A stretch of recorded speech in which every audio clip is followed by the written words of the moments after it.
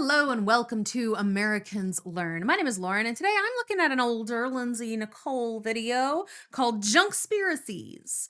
Megalodon is not still alive. So we're just going to find some conspiracy theories, I think, vis-a-vis animals and extinct creatures. And I'm looking forward to her just like reading people a little bit of a riot act, trying to the nonsense that people will believe these days. So yeah, I'm looking forward to it. I enjoy her videos. Let's just see what people believe, huh?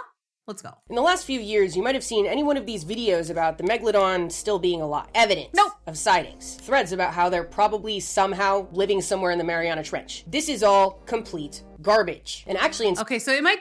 Okay, I don't know if it's any about a bunch more JUNKSPIRACIES or if it's just about the Megalodon. That's a good thing. Because I was like, people have proof of freaking the Loch Ness Monster and stuff too. So inspired me to start a new series. Nice. This is episode 1. So, okay, so this is just about the Megalodon. Conspiracies that are all based on a bunch of junk. Despite being debunked constantly, beaten to a pulp, some might say, this conspiracy is still very much alive and well. Videos on YouTube of like top 10 videos proving the Megalodon's still alive. I get tagged in stuff on TikTok that's like scientists proving that Megalodon is still alive constantly. And while I've debunked them multiple times on TikTok, I decided it was time to do it in an expanded format. Do it. Let's go. Buckle up. I'm going to break down all the reasons why this conspiracy came to be and all the reasons it is absolutely false. At some points, I'll probably get a little bit pissed off because nothing pisses me off more than a bunch of junk. So once again, my name is Nikole, and this is JUNKSPIRACIES. The Megalodon is still alive. Okay. Let's get the general information out of the way. If for some reason you've never heard of the Megalodon or know very little about it, I've heard of the movie The Meg. That will end. I'm going to give you the neutral facts as an overview, so we all know what the fuck is going on as we move forward. Megalodon was a massive predatory shark that existed from like 23 to 3.6 million years ago. Dang. Maybe until 2.5 million years ago, but still, millions of years ago, nonetheless. They're the largest predatory fish to ever exist, that we know of, and might have had the strongest bite force of any animal alive ever that we know of, with max estimates putting it at like 40,000 pounds per square inch. Compared to our puny 120 pounds per square inch, that is still powerful enough to bite off a pinky finger. 40,000, dude, they were not fucking around. That is fucked up. Most of the fossilized remains we've found of them are teeth. That's the deal with sharks, as we've talked about a couple times on this channel. Oh, that makes sense, because they're like cartilagey, right?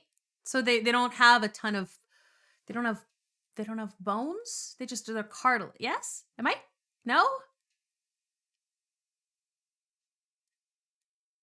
I don't know. Preserve skeletal elements as well, like jaw fragments. Their teeth have been found in most ocean basins and on every continent except Antarctica, and in some cases have been found embedded in the fossils of their prehistoric prey, whales and seals. So clearly they were tearing shit up globally for like 20 million years. And how about their size? I haven't told you how big they were yet. In the last video I did on the Megalodon, I went a little more in depth on what they had going on and how scientists figure out how big they were using their teeth. If you want to learn more about that, check it out here. And also to learn about their only known competitor and potential predator, the Leviathan whale. Anyway, their max size historically were like 80 to 90 feet. Those turned out to be way too big. So now they range between like 30 to 65 feet, which is likely the kind of size variation that existed anyway between individuals. So the Megalodon was a big shark. Also, their scientific name is Otodus megalodon. So their common name comes from their species name, Megalodon. You can either call them Megalodon or the Megalodon. I want to make it clear that when I say the Megalodon, I'm talking about a whole species and not just one fucking shark that some people think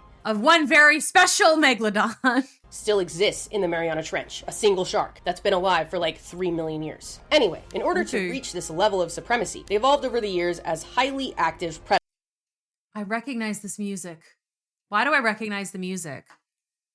Sorry, I got very distracted by that, but I know this music from something. This in the Mariana Trench, a single shark that's been alive for like 3 million years. Anyway, in order to reach this level of supremacy, they evolved over the years as highly active predators. They're estimated to have been able to reach burst speeds of 23 miles per hour and were partially endothermic, i.e. produce their own body heat. Oh, okay. Good for them. Somebody tell me what the music is, because it's really distracting me. Sorry. Burst speeds of 23 miles per hour, and were partially endothermic, i.e. produce their own body heat, i.e. were warm-blooded, which means they had an appetite like nobody's business. And so they must have perused the more shallow coastal waters, where the vast majority of marine life exists today, in order to maintain their diet. I need you to remember all of this, because as we go through some of these conspiracy ideas, I want us to be able to have shared moments of this idea is junk. These sharks were fucking bulldozers in the oceans, and the idea that they could somehow still be alive in an elusive, mysterious fashion today, 2024, is crazy. Fucking insane. So, where did it all begin? What chain of events led us as a society astray? Buckle up, because this is nuts. Megalodon has been known to science since like the 1800s. And before that, actually, quick sidebar, before plate tectonics were like known as a thing, people would find shark teeth on hillsides or wherever, like away from the ocean, and they weren't registered as shark teeth because they were so far from the ocean. They thought these teeth kind of resembled human tongues, so they were known as tongue stones or the devil's tongue. And they would be placed in a village overnight, and then in the morning it would be like, oh my god, a devil's tongue, and it was seen as a bad omen or like somebody had done something wrong, and it would just cause all this. Pranksters! I love it. It's like, I found this weird thing. Let's put it in the village and let everyone panic. I love it. Drama, like a witch hunt. And then years went on, and eventually some people were like, those kind of look like shark's teeth. And then others were like, that's insane. Until eventually a Swiss naturalist by the name of Nikole brought proof of them in the form of a shark's mouth and said, tongue stones.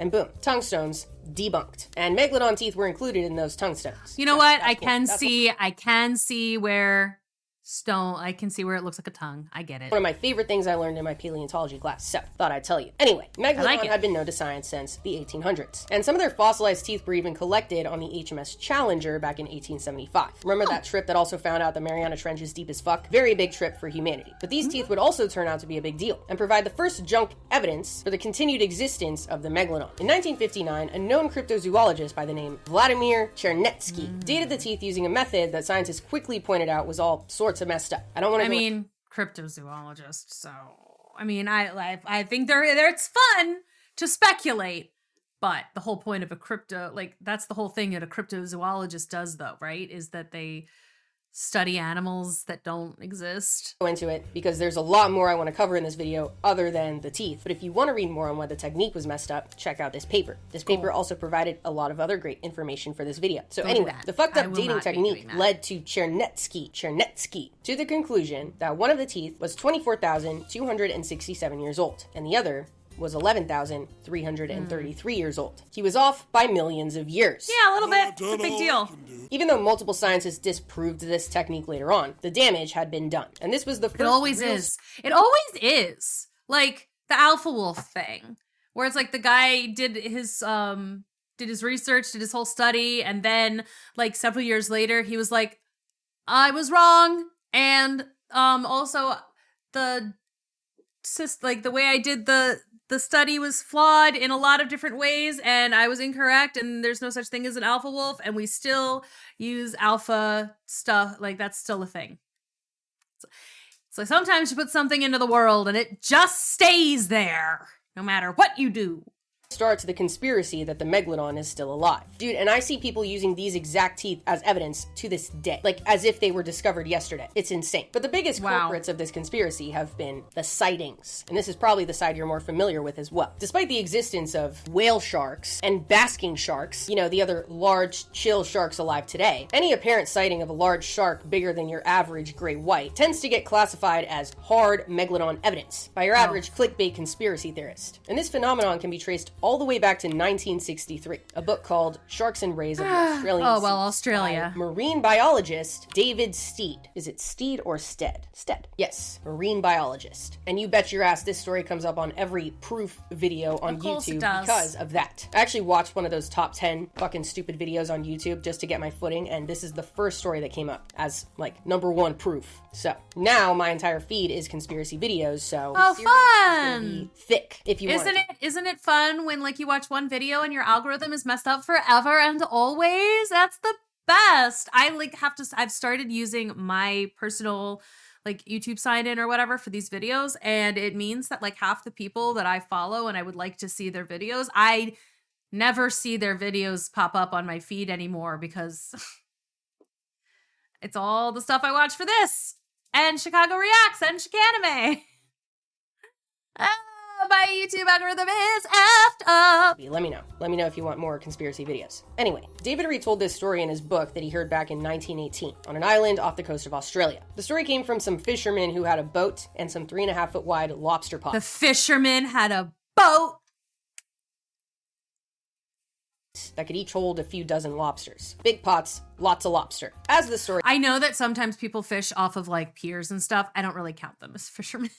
It's like they're not getting their money from fishing. Goes, they had just encountered also, I slapped myself really hard. Not a great white, but a white shark. White colored. Oh! One fisherman said Ahab wants to know what's talking. Long. Ahab wants to in on this. 300 feet long. Just Dang. to recap, there has never been an animal in the history of anything ever to be 300 feet long that we know of. Not even close. They said over the course of a few days, the shark would repeatedly come back, ate the lobster pots whole, and also took a bite out of the boat. And David, the marine biologist, said, hey, their sizes are a bit off, but the rest of it, I believe it. Sounds like evidence that the Megalodon is still alive. And I'm a marine biologist, so I will put that in my book. He wanted some clout. Luckily, that paper I mentioned that talks about the teeth Useful stuff also paper. talks about this sighting. The author, by the way, is paleontologist. Hi, he looks like he's a fun time. Interesting stuff. But let's cover the basic shit first. Like I said, the sizes are nuts. The biggest blue whale ever recorded was 115 feet long. Whale sharks alive today can get to like 60 feet long, but even if for some reason they exaggerated a whale shark size, the description and the behaviors don't match up. Great white sharks could potentially display behaviors like that, but they've only been recorded at max 23 feet long. They're also in the area, so they would be familiar with a great white shark. So then theoretically, they would have said it's a great white. So none of it adds up. But turns out, there was also It could have been an albino great white shark that was that big, and they were just tired. Newspaper article written about this sighting that Tyler mentioned in his paper. The article was written on January 30th, 1918 in the Sydney Evening News. In that same newspaper was a different article about a huge monsoon that had just affected the same area. Strong winds, flooding, classic monsoon shit is definitely powerful enough to damage some fishing equipment, but those damages could easily be seen as more avoidable or due to improper storage, putting the fault on the fishermen for the damages to the boat by some theoretical higher-up of their fishing company. So with the storm in mind, what seems more likely? A record-breaking, giant, albino great white damaging the same boat over the course of a few days, or that the story was made up to avoid paying for the damaged equipment that the storm fucked up because you didn't store it properly. Hard to say. I know. Let me know what you think in the comments. It sucks that David was a marine biologist. The use of Peter Parker there is both ingenious and confusing, and I love it. It gave this story in his book immediate credibility. And that is what sucks about conspiracy theories. People can find one person, like one doctor or one scientist, who has an insane idea that goes against everything everyone else in their field knows to be true. And people will latch on to that one person because of the title they have. And like, yes, science is all about looking into crazy ideas. But a scientist with crazy ideas is not always right, just because they're a scientist. And that is why the peer review process exists. So other scientists can analyze those ideas and figure out if there's any basis to them. Stop finding one person with credentials and thinking that everything they're saying is true if everything they're saying is going against what everyone else in their field knows to be true. Yes. Fucking crazy. But anyway, let's move on. Because while that initial hypothesis has definitely added fuel to the fire, it seems a lot more reasonable to blame modern mainstream media for what this conspiracy exists as today. There's no doubt that fictional stories influence what people think is actually real. Like, dude, Ice Age was definitely telling us something. There are definitely dinosaurs living in the center of the earth, and the government is hiding it from us. I mean, X-Men has that too. So, just saying. That shows up a lot. Jules Verne said that too. Wasn't that in Jules Verne? The Journey to the Center of the Earth? He also, weren't there dinosaurs?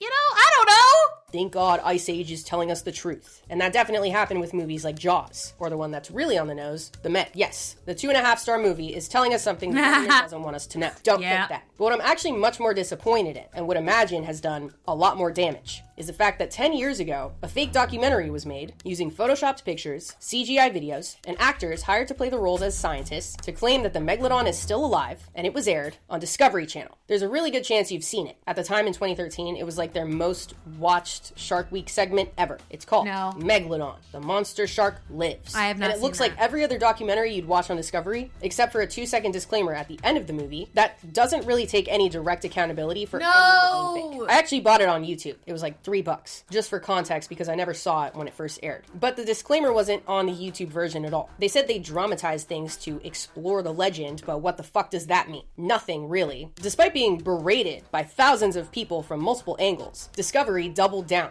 and came out with a part 2 like the next year. Discovery. Titled Megalodon, the new evidence. No! Which was definitely the right decision for them to make. And I don't know at what point this happened because I could only find screen grabs of it, but at some point they put out a poll on their website to their Megalodon viewers asking if they think the Megalodon is still alive, and 70% said yes. 70%, dude. I just can't believe they did that. Honestly, it's just insane. Like, you claim to be a reliable science network So and you sad. pull shit like that. I don't know. I just feel like if you're gonna claim to be a reliable network, you should probably commit to that. I know I'm kind of ranting, but I think the main problem we can identify here is that we view channels like Discovery as a collection of scientists or people in science, because that's what their programming is about. But at the end of the day, I mean, I guess it's sort of like how the History Channel used to like just be, you know, it was history, you know? Let's learn about World War II.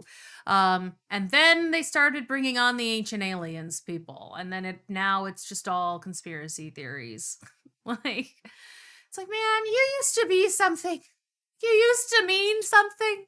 Words used to have meaning. No more. Not any longer. It's all sensationalized and exacerbated and yellow journalism and all of that. People running Discovery are not scientists or people in science. They're not the people in your favorite Discovery show. They're people in entertainment. And people in entertainment generally don't give a shit about what's true or not. They care about what's entertaining. Part of me kind of feels bad for saying this, like maybe I'm being too harsh, but you know what? No. They had a nerve to make a sequel. Discovery, you have some fucking nerve. You deliberately misinformed millions of people. Yeah, that... and doubled down. Shame, shame, shame, shame. And like I said, I bought it because I had a sneaking suspicion that all of the proof videos I keep getting tagged in are clips from that documentary. So I watched it, skimmed through it, and what do you know? My hypothesis was correct. So before I show you some of the most viral clips, I want to show you this guy, marine biologist Colin Drake, the star of the show. As you would suspect, he is not a marine biologist. Yeah, he's an actor from South Africa named Darren Meyer, who has a decently sized portfolio on IMDb. Good for him. He got cast to play a role in a film, as actors do. Nothing wrong with that. But I want you to burn this image of him in your brain, so that next time you see new Megalodon proof, and he shows up, you can know it's a bunch of junk, in the factual sense. I'm gonna play a few clips from the movie, and let me know if they look familiar to you. The video was shot by a father and a son who had come across a whale that had suffered a brutal attack. Now, the original footage was kind of hard to make out, but after studying it, and the amateur photos taken from the beach, you can clearly see a bite radius in the whale, and the bite radius is striking. There's only one underwater predator that would be able to bite the tail off of a whale this size, like has been done. Tail off a whale. What's the new evidence now? A satellite photo near Sao Paulo. Well, during the initial investigation, the agent who was studying the swarm noticed something out in the water. Okay, kind of a... How did they notice that? How did they notice that? I mean, I know that this is all fake anyway, but I'm just saying. It's like the... It really is giving the proof of ghosts thing, or like when people are like, this is a full-bodied apparition, and I'm like, that's a whole-ass smudge, man. That's a shadow at best. Like, at best, that's a shadow. And then, more probably, there's like a stain on the wall, and that's what that is. You know, like... Or when people are like, we heard the low cries of a woman, then you hear the audio, and it's... And that's all the noise. It's like, that's nothing. What is that's nothing? Anyway, sorry. Yeah, well, at this resolution, it's a spec. When they zoomed in, though, they got this. The zoom and enhance. Oh, the zoom and enhance of it all. It doesn't work that way, folks. It's a little fuzzy, but I'd say that's a shark. Those are 40-foot buses, and when you compare them next to the first photo, I'd say that's a 70-foot shark. And then you caught this. Right. Yeah, I saw some shark go by that didn't quite fit in. What'd you make of this thing? Well, at first I thought it was a great white with some kind of skin condition or... Drake, did you have the same initial assessment? What was yours? Well, it certainly is the size of a great white, but there's more going on than just the skin. Take a closer look at its back. You can see bumps along its spine. Right there on both sides, right? Yeah, that's more than just an abnormality. That's a genetic structural difference in its cartilage, which suggests a much sturdier animal. So in your estimation, this is not a great white? No, the shark in Australia is not an adult great white, it's a baby Megalodon. Those videos have 92 million views Oh my combined on God. TikTok. And that's just from one repost of it each. They've been reposted so many times. And from the quick scroll I did in the comments, no one is aware of the fact that these came from a documentary Discovery aired that turned out to be fucking fake. No one is aware of the fact that they came from the worst decision Discovery ever made. I mean, why would they? Probably half the people who watched that TikTok weren't even sentient when it came out. So now it can make its rounds again in short form format. Of course, there's other forms of video evidence that make their rounds outside of the CGI from that movie. They're usually cases of mistaken identity, like this video that's been circulating since 2021. A giant shark spotted from a ship off the coast of Massachusetts. This is a basking shark, a giant shark alive today that is not the Megalodon. I'm gonna take a swift guess and say that every video ol' shark. you see of a giant shark that people think is the Megalodon is just a video of a basking shark. So what is a basking shark? The basking big shark boy. is the second largest fish alive today that we know of, right after the beloved whale shark. Their scientific name is Cedorhinus maximus, which translates to great-nosed sea monster. Aw. Understandable, I must say. Like whale sharks, Buddy. basking sharks are generally slow-moving filter feeders. I say generally because they tend to move at like 2 miles an hour, but then also, on rare occasion, they do shit like this.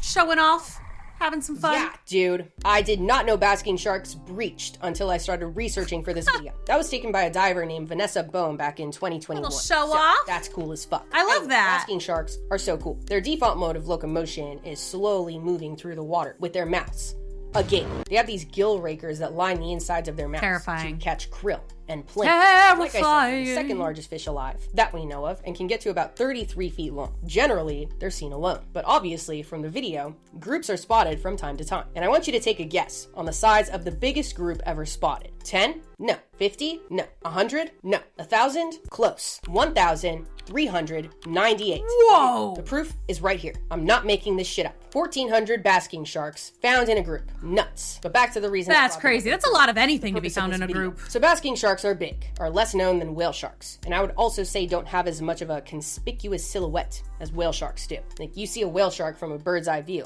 and you're like, that's a whale shark. Basking sharks, if you're not really familiar with them, kind of have a very general shark silhouette. Yeah, they Just look like a shark. generic big shark. I would say Shark. the classic shark from an aerial view has just a rounded or a slightly pointed snout, maybe like a tiger shark or a great white. And basking sharks kind of fall into that category, but look at the snout. It's very strong, powerful, apparent. Hence the name Yes. great-nosed sea Powerful monster. nose. So now you know. Hopefully if you come across a video of Megalodon evidence, you can say basking shark. Boom, done. So, to recap, all of the video evidence of the Megalodon soiling the internet is either fake, i.e. photoshopped or CGI, or a case of mistaken identity and is probably a basking shark. But I know we can't stop there, because there's a chance you're thinking, okay, fine, well maybe all the evidence I've seen is fake. But what if we just haven't seen it? Let's refer back to paragraph 7 of this video. where How I big mentioned it they were was? partially endothermic, which means they produced their own body heat. Producing body heat burns up a lot of calories. You do that every day. And the only way to restock calories as an animal is to eat. The Megalodon was very that big. which means they had a very big appetite in order to sustain their energy requirements, which means they must have been restricted to the areas of the ocean that have consistent, easy access to fulfilling meals. Coastal ecosystems. And there's fossil evidence to support this. The Megalodon,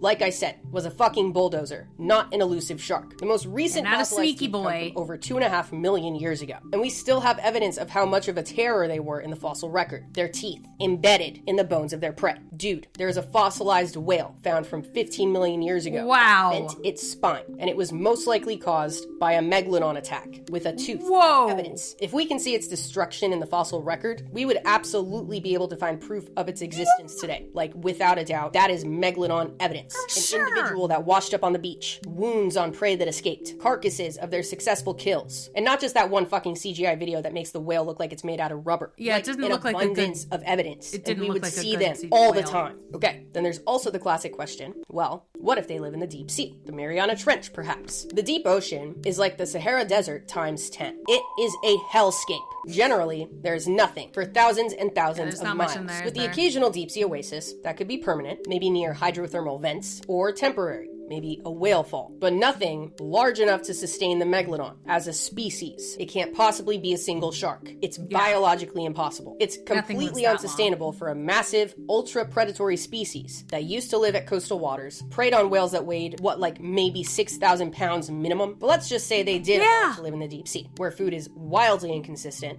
the pressure is nuts, it might as well be the landscape of a different planet to adapt to. Let's just say they did. The amount of adaptations they'd have to go through to be able to survive down there, first of all, would probably be too drastic to have happened only over the course of 3 million years, but also would result in descendants that would be completely unrecognizable. Look how dumb he looks. Look at his little teeth. Blah, blah, blah. Aw. He looks like a sock puppet. To the Megalodon as we know it. They wouldn't be the Megalodon anymore. I know there's a chance you feel like this doesn't make sense. How could such a massive, successful predator be extinct? Because all the prey got eaten up is at least one thing I would say. Like a lot, like things changed. Like there's lots of the huge fauna that used to exist on Earth does not exist anymore, and like at least in part that was because they ran out of resources. And some of it was because I think there was environmental changes that didn't support things that were that big.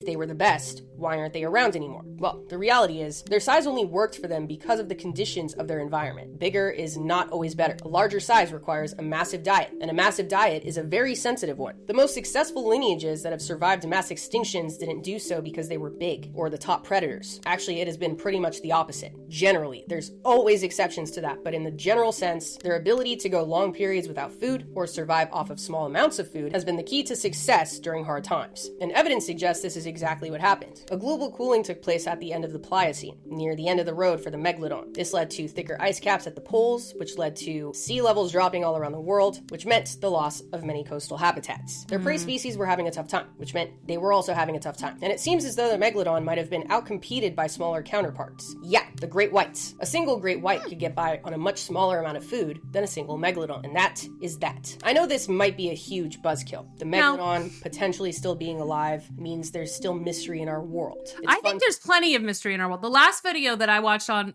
Lindsay's was all about things that we've just discovered. Like there's always things we're finding. They're just a little bit smaller. A lot of them. Like new species of frog, new species of fish, new species of bug. Like there's constantly things that we're finding out. To imagine that such big things haven't been discovered yet. The idea of them being alive is incredible. But the world is so much cooler than just the possibility of that. Some brittle stars can see without eyes. They have a whole different visual sensory network. Sponges in the deep sea look like alien lollipops. We're figuring out how to communicate with whales using AI. Bass and sharks are huge and exist today and are not a danger to you. The current state of our ocean ecosystems is the product of 500 million years of evolution, shaped by apex predators like Anomalocaris, Mosasaurus, and the Megalodon. And while it might suck that they're not still alive, they still exist in the form of how they... I think it's fine that they're not still alive. If they were still alive, I would never have gone to the ocean. And as it is, I like going to the ocean. Impacted ecosystems over such a long period of time. The reality of our planet is so much cooler than our imaginations. And that is that. And if you like this video, be sure to subscribe so you don't miss my next video out on a disease that can only be compared to the Black Plague. Keep up with behind the scenes content and my Discord server and our Patreon. And for now, stay curious. The world has a lot for us to learn. See ya! Bye-bye, Lindsay. Always a pleasure. Always a pleasure, Lindsay. Anyway. Thank you so much for watching. I do always like a Lindsay Nikole video. They're fun. And I like to learn stuff about animals, and she's a really good way to do that. Don't forget that you should like this video as well if you want to see more stuff. Comment on it. Subscribe to the channel if you haven't already. Let me know what you'd like to see next. Don't forget to pop out to some of the other videos we have going on and check out our other channels over at Chicago Reacts and Chicanime, and I will see you all in the next video.